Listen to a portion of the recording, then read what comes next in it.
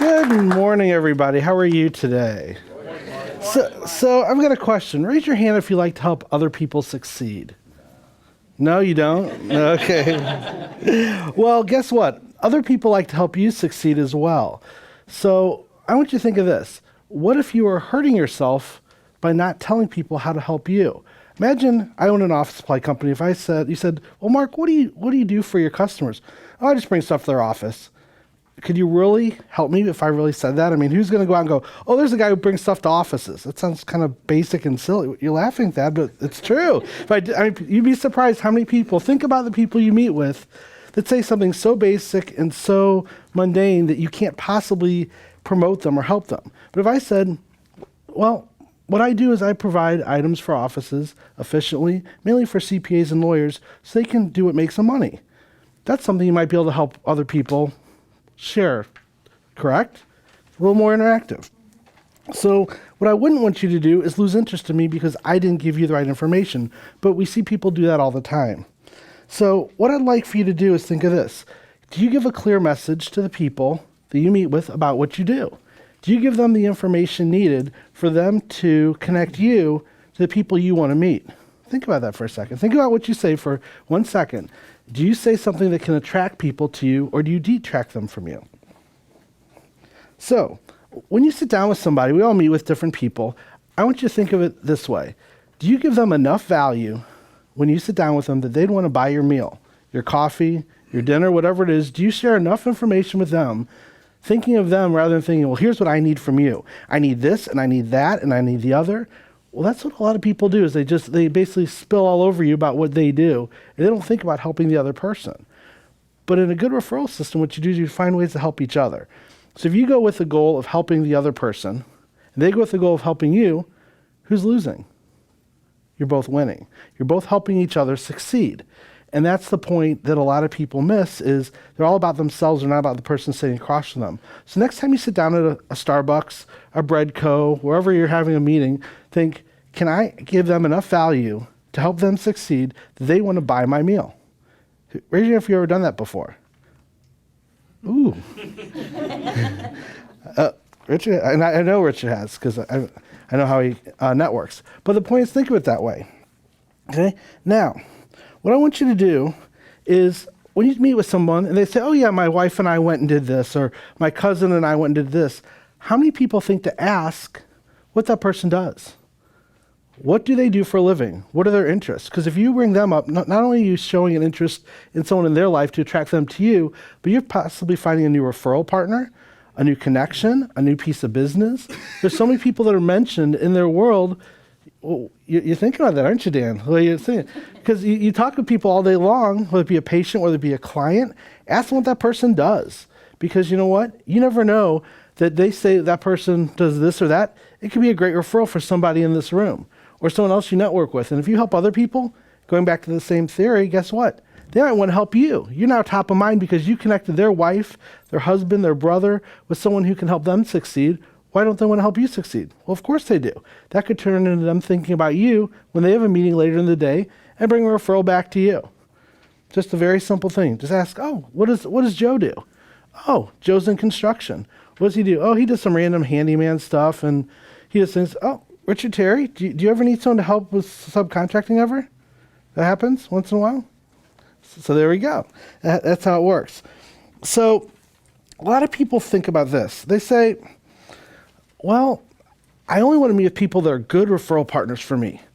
They have to be the same industry, and they have to be someone that makes sense. I'm in the finance world. Must be someone in finance. So I'm going to see who can guess this. Tell me who you think the best referral I ever got through networking was. What profession were they in? Anyone want to take a guess? I sell office supplies. Office furniture? That would be a great guess, but that is not correct. Anyone else want to throw a guess out there? Financial services companies. Good guess, but not quite. Who heard hairdresser? Who said that? You're getting closer. Barber? What? No, barber, no. Get close. No, actually, believe it or not, it was a competitive field called makeup. It's somebody who I was networking with who asked for me to come to their office and they sold Arbonne. And I'm like, okay, do I take this meeting? Do I not take it? Okay, I'll take the meeting. There's a reason. So I go to their office, and little did I know, guess what? They did Arbonne on the side, but their main job was to be an office manager for a company that has tripled in size, blown out the wall, moved across the parking lot. Last year even did $8,000 of furniture last October with us, and spent $3,000 a month and has for 6 years. Was that worth sitting down with someone who sells Arbonne? I think it was worth the time. I mean, it was I drive all the way from Bridgeton to Chesterfield. It was kind of a little bit of a trek. But the thing is, we never even talked about makeup. She had a plan of why we should meet. So think about this. Is someone who has nothing to do with what you do for a living a good referral partner? Actually, it is. You never know who they know. Because the mistake people make a lot of times in networking is they sell to the person they're sitting across from, not through them. The goal is not just for me to sell printer cartridges to Bill, it's to sell through Bill. Perfect example. Bill's connected to somebody who works at a nice sized law firm downtown. And I saw him on LinkedIn and saw Bill was connected. And thanks to Bill's connection, we took one of the largest law firms away from a company a lot bigger than us, and we're basically their sole supplier and have been for 2 years now. I mean, we go down there 2 to 3 times a week, and they get everything from the things you think of that they'd buy to mint-flavored toothpicks. That's important in a law firm, in case you didn't know. Apparently it is, but they need those, and we provide those. Yeah, well, you got to have minty fresh breath over the phone when you're talking to somebody. You don't want lunch sitting around, so. But you never know who's going to bring your next connection to you, and that's what you have to think about is who's going to bring that next connection, and why should I meet with this person? But the thing is, one thing that people don't put into stock is this. How many people only network in e4e? Is there anyone who just networks only in e4e? Raise your hand. Raise your hand if you network in 2 different places. Anybody? 3? 4? Well, let me tell you a little story. I had this whim on a Sunday about a year ago. I went to Parkway West, being a local St. Louis guy, and we all know the question of... Well, high school did too. Of course. So I thought, why not? I was a coach there for 17 years. I went there for 4 years. Thank goodness I got out in 4 years. But the 21 years of people, I'm going to start a networking group. Let's just see what happens. What's the worst that can happen? Well, it worked. And then I said, well, how are we going to grow this group? Well, guess what? They said, well, we should talk to the Alumni Association. Oh, that's a good idea. Leah, what's your job? Executive Director of the Alumni Association. Of? Parkway. Okay. Alumni. There you go. And so as a result, we've started some other groups. But as a result, we did a kickoff meeting. And people came that I knew and some I didn't know. And one of the people sitting back there, Bree. Bree does hair. But guess what? I not only did I meet Bree there, but then she came to our Longhorn networking group. I brought her to another group. And then I brought her here. Well, do you meet people in one group or another and move them to other groups and introduce them to people? I mean, imagine if you said, oh, you've got to go to E4E. There's Lori St. Clair. There's Judy Ryan. You've got to meet Karen Hoffman. Come to this group and see what it's all about. Well, guess what? Those might be the best connections they're going to have, or they might not be. There might be someone else in the room that those 3 names and what they do just got them to the room. And that might be a good connection for Bob Zangus. You never know. Or Jim Canada. So do you bring people when you go to a group to another group? It makes you top of mind.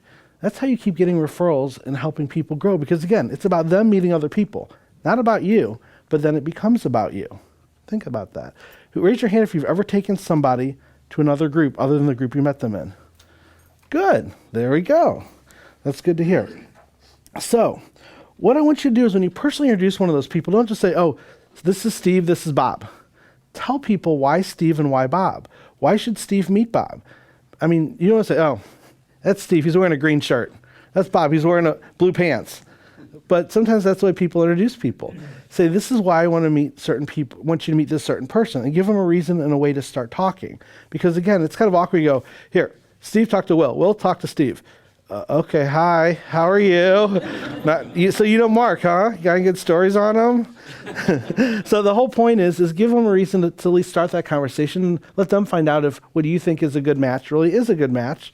Or maybe, not everything works perfectly, but you know what? At least you made the effort. At least you're trying to help other people. And hopefully they'll be willing to help you back, okay? So what this does is it kind of creates a referral system, because if you stay in touch with these people who you're meeting with, whether it be a weekly meeting, a monthly meeting, just a random coffee, and just stay in touch with those key people about once a month, they're going to constantly be thinking of you. And what it does is we all have this system where, unfortunately, we get busy and we forget to network as much as we should, and we get slow and then we get busy. And we have these big curves like this. Well, whether I'm busy or not, I make sure I fill my networking slots each week. So it's more like this. That's how I'm able to add one new account a day, because I'm constantly networking. Even when I'm busy, I sneak it in. And again, it's one of those things that maybe I don't do the perfect job of networking. I love to say everything I do is perfect, and I know all of us would like to, but we do our best and we get things done, but we're still helping other people and growing our business. Because maybe instead of getting 6 new accounts in a week, you get 2 new accounts in a week. 2 is better than 0, right? It's still moving the needle forward, because we all, unfortunately, sometimes will lose an account by no fault of our own. Someone in a company's family joins the industry that you're in, and well, guess what? Are they going to buy from their brother or from you? Well, probably the brother's going to win most of the times because they have to see him on holidays. So, it's one of those things. But what you want to really think about is, how are you growing your business? Are you getting yourself out there and giving yourself a chance to succeed by meeting a lot of people? Now, everyone has different price points. I mean, for instance, yes, I need to add 1 a day, but some other people might just need to add 1 a quarter. But what do you need to do to add that 1 a quarter? God forbid you get 2 a quarter. Would that be horrible? Well, maybe it would be, but maybe it wouldn't. So think about what your plan is. Have a goal when you go networking to build that referral system of who's going to be in and out on a regular basis. Who do you touch base with quarterly? Who do you touch base with weekly? Because there could be some people that are great referral partners. I know a banker and a CPA that they met weekly because they constantly had new people that were coming into their offices, and they just kept handing them back and forth and back and forth and back and forth. And as a result, guess what? They both kept growing every single week, because that was that important to their business. Other people, once a quarter is fine. Twice a year is fine. So look at each person.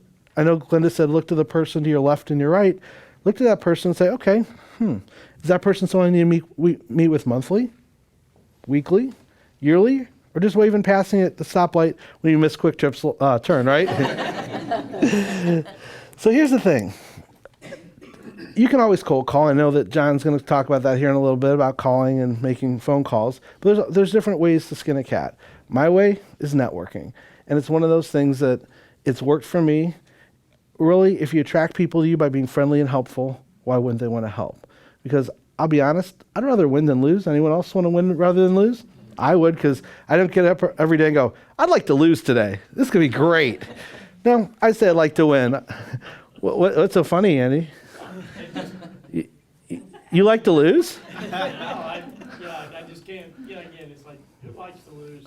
Yeah. And even if you think you're losing, you're gaining something out of it. There you go. Yeah. And by meeting a lot of people, you never know where you're going to have a connection.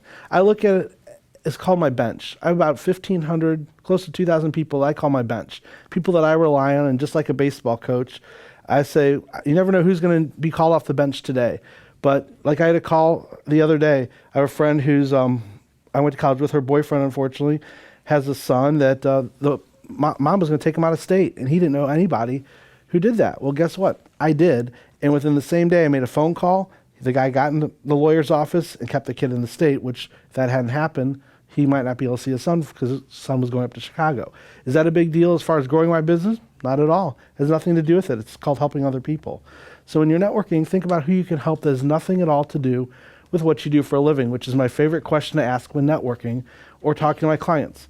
What can I do for you that has nothing at all to do with what I do for a living? That means I don't want to help myself. I just want to help you. And as a result, people want to help you just the same. So as you're building a referral system, it's adding people to the system.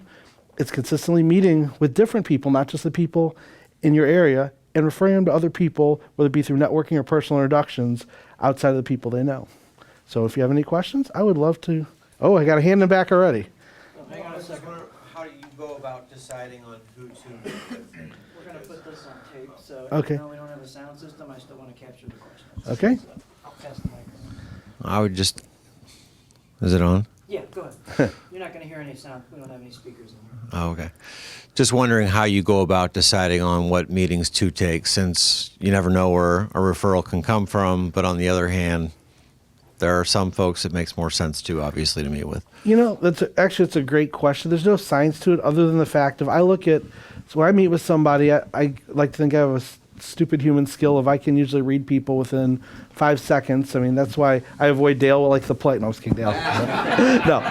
No. I mean, if I feel that they're actually going to be out there if I feel they're going to be out there to help me and I can see some type of chance that it could work, I usually will meet with them. I'm not saying I take every meeting, but I try to take as many because, again, you never know where your next referral is coming from. So I would just look at it and say, try to reason it through in your head and say, how do I see this person helping me? Or do I think, if nothing else, they're going to help me out in the future if an opportunity arises? Because just if they're going to come and just talk about their business, I'm not interested. Yes. Mark, you mentioned you try to fill your networking slots Yep. each week. So can you elaborate on sort of how you manage your calendar and how much time you set aside for networking? Sure. That's a great question. Now, everyone's schedule is different. My schedule, which I apologize to those who only do work during set work hours, I take 7 a.m. meetings and 6 p.m. meetings, and that's it. The reason for that is I need to be in my business taking care of my customers. I only take one networking lunch a week, which is my BNI that I'm part of. But other than that, if you offer to buy me lunch, I'll say thank you, but no, because I just can't do that and do what I need to do for my client. So for me, I have 5 7 a.m. slots every week, Monday through Friday, and 4 6 p.m. slots, Monday through Thursday. So figure out what your networking slots are. Is it from 10 to noon? Is it stacking one day a week at one location at one bread co from 10 o'clock to 11, 11 to 12, 12 to 1, 1 to 2, and that's all you do for the week? Figure out what your networking times are, what fits into your schedule, and hopefully you can compromise with those that want to meet with you to figure out how you can fill your schedule and not interrupt your workflow and make sure you're taking care of your clients. Mark, I love your tips on networking. I think they're very valuable. I try to apply, most of them, I would say. But my question is, I know how critical the follow-up is to actually build a relationship with someone you've met with. Mm-hmm. So what is your system for a follow-up to keep you on track, to make sure? You mentioned some people you only want to meet with quarterly, monthly, yearly, whatever. Do you have a actual process or system for how to keep track of who you need it's time to follow up with them? I wouldn't say it's a perfect system, but what I try to do is I try to make sure that if I know I'm not going to see them very often, I put a reminder. If it's someone I see weekly or monthly, I use for e4e, I use the meeting as a reminder to say, oh, I just saw Lori, I need to make sure I connect her with, or I need to follow up with, things like that. But for people I don't see as regularly, it's a little more challenging. It's more just putting it on a calendar and saying, ooh, in 6 months I need to come up and put a quick touch out to this person and send them an email or call and see how they're doing. Great, thank you. No problem. Mark, one of the, there was a question earlier about, should I or should I not network with this person? One of the things that I've been trying, and I'd be interested in your opinion of this, is if I don't know the person at all, what I'll do is I'll set up an appointment, a Zoom appointment or like a GoToMeeting appointment with them, and have like a 15 or 20 minute conversation as opposed to meeting in person. I don't know. How do you feel about that? Does that break your rules? And then frequently what we find out is we really don't have anything in common and we're not going to do anything, or sometimes we do, but I didn't waste that time. Is that an acceptable way in your mind? I'll answer that in 2 ways, Bill. Number one, if I don't know somebody, I'm not probably going to meet with them until I know someone who knows them, because what I don't want to do is meet with somebody that is going to, as you said, waste time. However, I'm a more face-to-face person, because I know if I'm on a Zoom meeting, there's going to be one thing on my screen. It's going to be my work, and I'll be listening. I'll be answering questions. But if you want my undivided attention, it's going to be face-to-face, because I'm one of those people who gets distracted very easily. And there's things like work and Facebook and things like that. So me personally, I'm going to be the one who wants to meet with them. Now, what I'm going to do is go back to the conversation of, can I bring enough value to make them want to buy me lunch or breakfast? Because here's the thing, even if we can't work together, I'm going to see if I can find a way to help them so much that they want to help me back. So even if we're going in different directions, we can still win from the conversation. So that's Sorry. Does that mean my time's up? Or do I need to dance? One of the two. Thank you, everybody, for your time. If you have any, Dance. I vote for dance. no, you don't.